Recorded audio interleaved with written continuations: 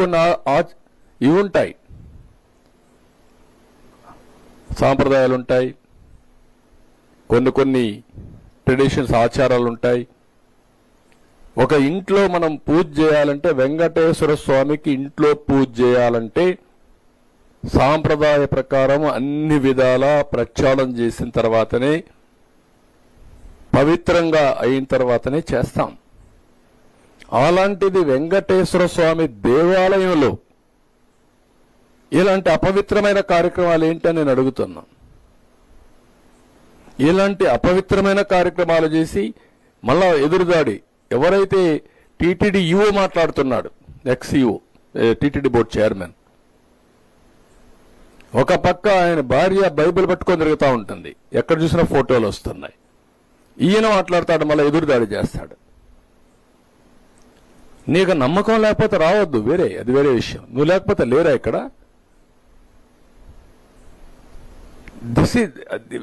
ఏ విషయంలో TTD board chairman side నుంచి అప్పుడు భూమాన కరుణాకర్ రెడ్డి ఆయన కూతురు పెళ్లి క్రిస్టియన్ సాంప్రదాయ ప్రకారం చేశాడు.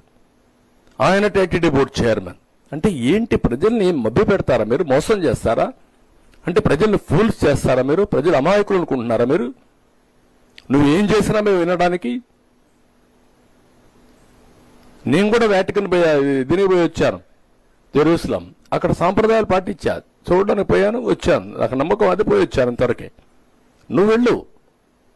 నమ్మకాన్ని అక్కడ సాంప్రదాయాన్ని గౌరవ తిరువారూరు కేరళలో అక్కడ షర్ట్, గురువాయూరు కాదు, తిరువాయూరు అనుకుంటుంది కేరళ, గురువాయూరు. అక్కడికి పోయినప్పుడు షర్ట్ లేకుండా వెళ్ళాలి.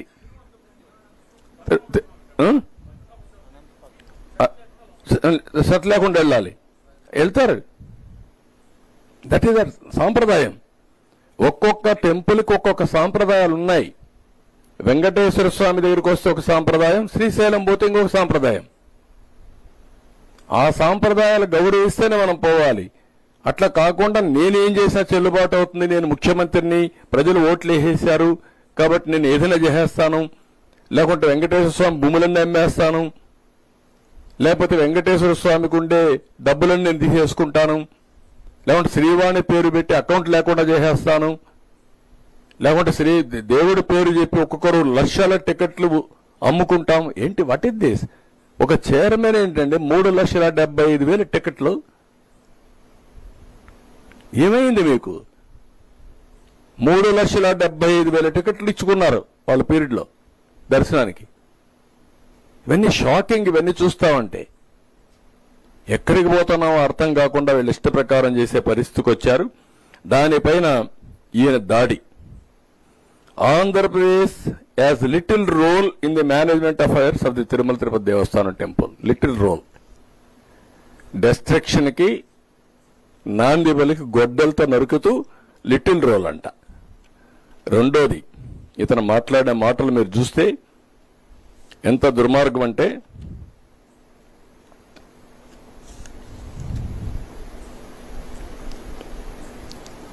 To summarise the process, the tanker containing ghee that reaches the temple should be accompanied by a certification as to the purity of the ghee and quality of the product from agencies that are accredited by the NABL. Further, at the temple, 3 samples are obtained from every tanker, and the same are tested, and only after the 3 samples passes the test would the ghee be allowed to be put to use. అంటే అతను ఏం justification చేస్తున్నాడంటే మొత్తం టెస్ట్లన్నీ అయిపోయినాయని. అక్కడ adulteration test చేయలేదు. Adulteration test లేకుండా adulteration test ఎట్లా చేస్తారండి మీరు? అందులో మీరు చూస్తే అక్కడ చేసేది ట్యాంకర్ ద్వారా వచ్చినప్పుడు ఆవు నెయ్యితో పాటు తేమ, బీట్రో రిఫ్రాక్టోమీటర్ రీడింగ్, కొవ్వు ఆమ్లం, ఆర్ఎం విలువ, బౌడైన్ పరీక్ష, మినరల్ ఆయిల్ కోసం పరీక్ష, అదనపు రంగు కలిపారా, melting point, rancidity, milk fat, Polenske వంటి ప్రాథమిక అంశాలు మాత్రం చేస్తారు. అడల్ట్రేషన్ చేయాలంటే NABL అక్రిడేషనే ఉండాలి. ఆ ల్యాబ్కి వెళ్ళాలి. ఆ టెస్ట్ లేదు. అలాంటి టెస్ట్ జరిగిన దాఖలాలే లేవు. వీళ్ళు సింపుల్ టెస్టులు చేసి ఆ సింపుల్ టెస్టుల ప్రకారం 18 ట్యాంకర్లు రిజెక్ట్ చేసామని పెట్టే పరిస్థితికి వచ్చారు. టెండర్ కండిషన్ ప్రకారం NABL అక్రిడేషన్ ల్యాబ్ కల్తీ ఉందా లేదా అనేది టెస్ట్ చేయాలి. ఎప్పుడూ చేయాల. దీనికి ఖర్చు కూడా 75 లక్షలే అవుతుంది. కనీసం ఆ 75 లక్షల రూపాయలు కూడా ఖర్చు పెట్టలేకపోయారు. అది వేరే విషయం. ఒకప్పుడు నమ్మకం ఏం జరిగింది, ఇప్పుడు నమ్మకం కూడా లేకుండా ఇవన్నీ జరిగే పరిస్థితికి వచ్చాయి. ఇంగిత జ్ఞానం ఉండే ఎవడైనా సరే ఈఓగా వేసిన వ్యక్తి గాని, మేనేజ్మెంట్ గాని, ముఖ్యమంత్రికి గాని 319 రూపాయలకు నెయ్యి వస్తుందండి. రివర్స్ టెండరింగ్ పెడతారా అండి? మీకు ఉండే కండిషన్ తీసేస్తారండి మీరు? అసలు పాలే అవసరం లేదు. 4 లక్షల లీటర్లు మిల్క్ మినిమం ఆపరేట్ చేయాలి. ఆపరేట్ చేస్తే అందులో వచ్చే గీ గాని బయట చేసింది గాని మొత్తం అయినా కొంతవరకు ఉపయోగపడుతుందని పెడితే 4 లక్షల లీటర్లు అవసరం లేని పెడతారండి మీరు? 250 కోట్ల రూపాయలు టర్న్ ఓవర్ అవసరం లేని పెడతారండి మీరు? 3 ఏళ్లలో 1 ఇయర్ సరిపోతుందని పెట్టే పరిస్థితికి వచ్చారు. 3 ఏళ్లలో 1 ఇయర్ 250 అంటే 3 ఏళ్లలో 1 సంవత్సరం 150 కోట్లను పెట్టే పరిస్థితికి వచ్చారు.